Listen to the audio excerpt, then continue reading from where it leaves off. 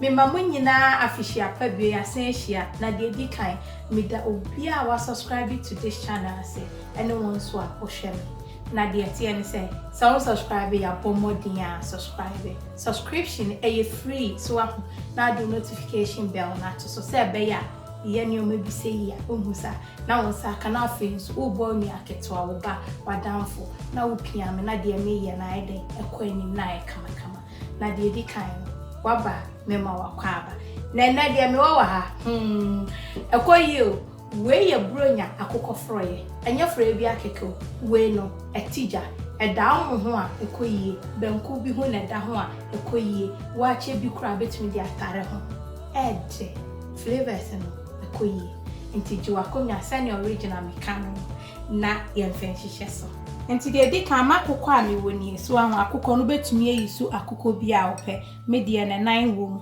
thyme wom na ne nsanso wom tie no nie so ahụ na de wa ha sei fennel enti wa woni fennel no yusu nketenkete wo Ghana so anu nso koyie sa na fennel ne 1 teaspoon na we sei hwenti a 4 mimbo me di beto so ama me flavor enti enyam mfra spices a me be yen oya ne sape na chese aduane ne nkoyi na we ye thyme so ahụ anu nso ni na we ye me pakweshito 4 na wa ha sei na we ye akakaduro na we nso eye me jeni 1 medium size me twam mi na we 1 clove of garlic so into we no me ba be blend egu me chicken so into emi na wo ba ha se nso a me jeni na me twetwe ni ba kwa 1 large na ne size ni na me pese me de kire wo ni eno na me twetwa me bie nti ai bebre wa ha se na we say me plum tomatoes 2 tin so eno nso ni obetumi use fresh tomatoes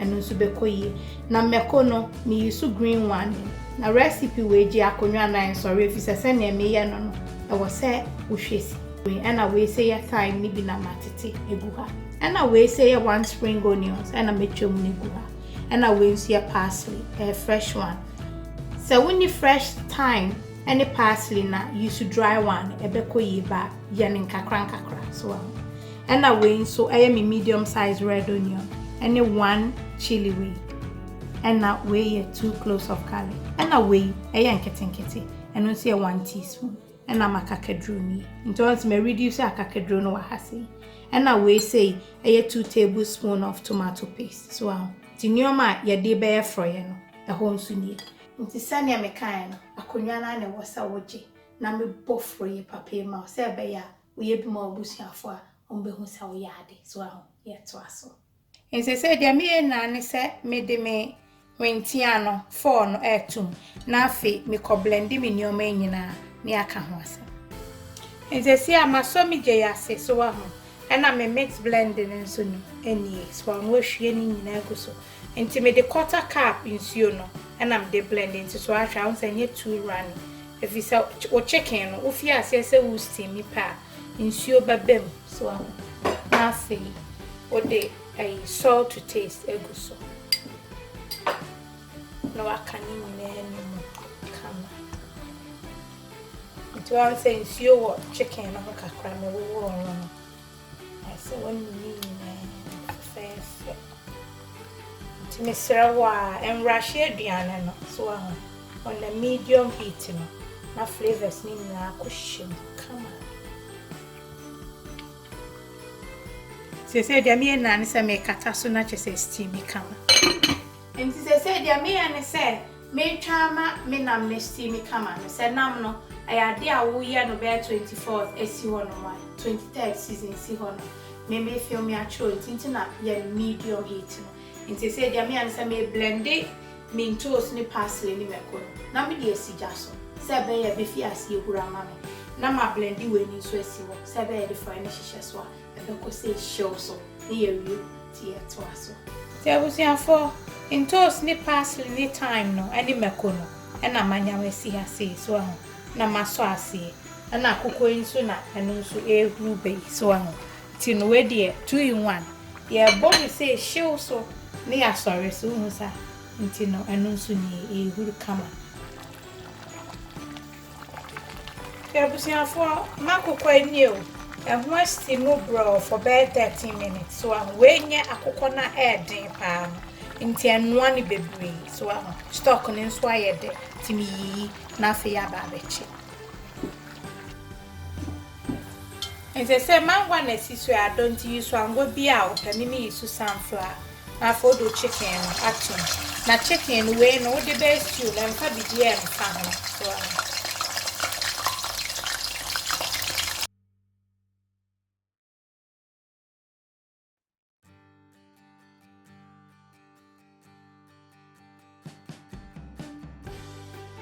no agency swama a chip well about come so I'm to make chip nothing wedding. I was a point in a mean a chick camera on Sunny and a member penny said so now will you mean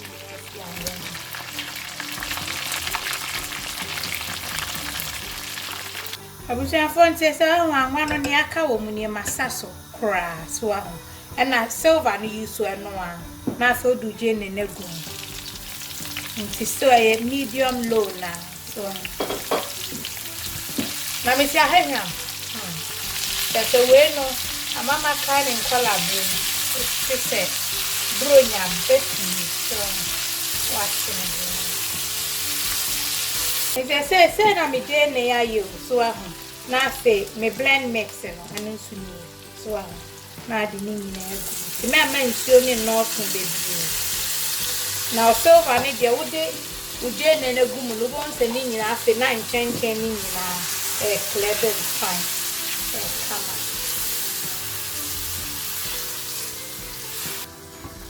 Into one son, me Jane, I come and let me see I have him.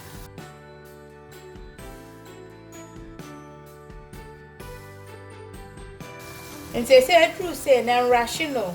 Just so for about 7 minutes na on a medium low no nenchi na afia chiaso.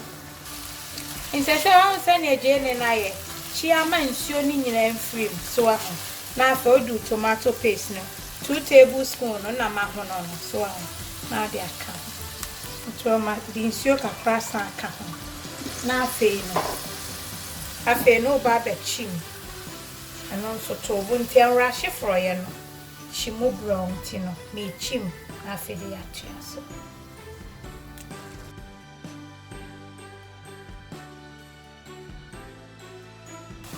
I was saying what once I name is stewy actually I also one bed into muachi machimo for about 15 minutes cry I will low heat so na fe we hie into no amanya no ahwie agu so tiama aduane na ye ntamo ema Benya nintam so ne say ye no show there be nya sana me kire so original kwa na beka ni say you afi waka ni nyina afra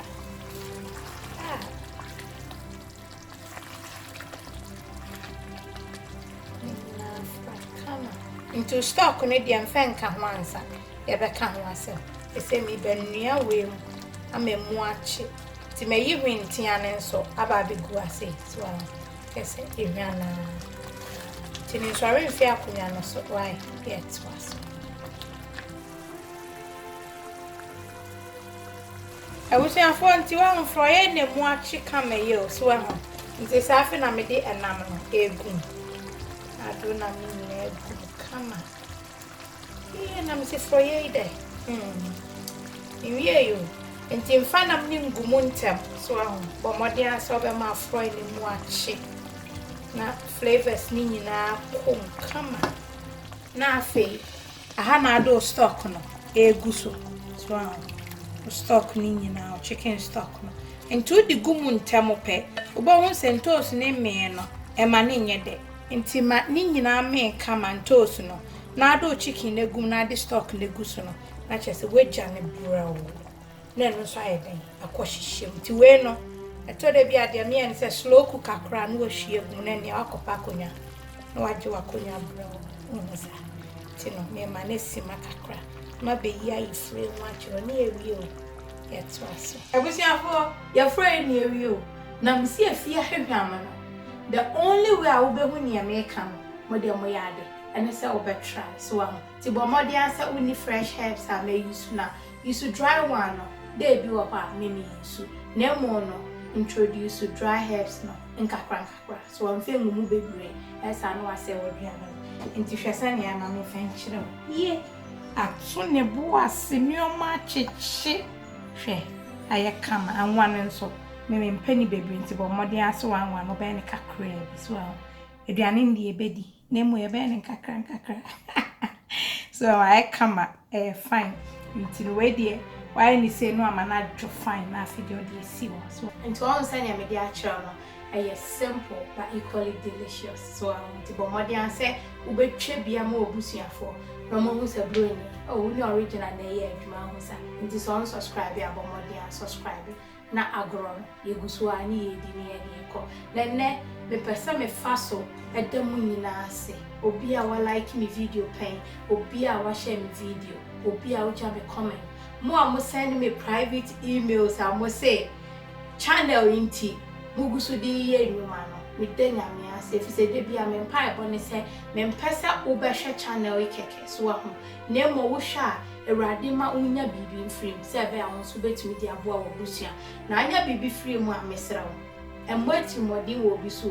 Omode ase de wonso wasua no. Oni obi beche na wiase nyina aye kama na so biaba. Eno na me di jam ene. Nti bomode ahwe wo so yi mama. Na won try me recipe ni bi pen. Bomode a try me and I know it will change your home. I love you. God bless. Mwah.